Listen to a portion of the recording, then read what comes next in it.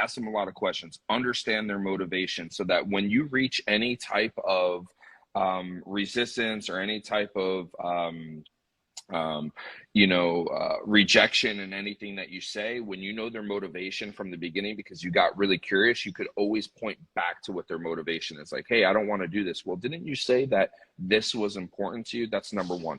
Number two is keeping control of the transaction. Like you just said, let's add that as a number two, because I can tell you one thing, Ron, when people lose control of the transaction is when the deal starts to not become fun anymore.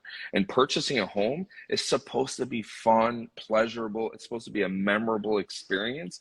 And it just becomes really stressful on both parties when you lose control. Again, you said they hire you for a reason, right? So, you need to not allow people to dictate where the market is. But this is what I will tell you.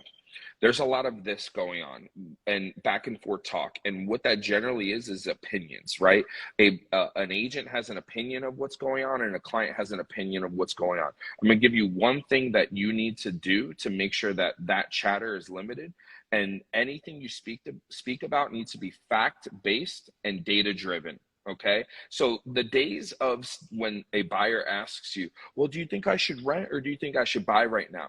You should not lead with that corny line of, well, pay your own mortgage, not a landlord's. That's old school, man. Nobody wants to hear that anymore. They've heard that a million times. They want to hear, this is why you want to buy. Here's the market data, right? So do your research. We get paid a lot of money to be real estate professionals. Do your research. Show up with stats. Show up with numbers. Show up with factual information. When you do that at the buyer's consult or on the first call, know your stuff. Educate yourself daily.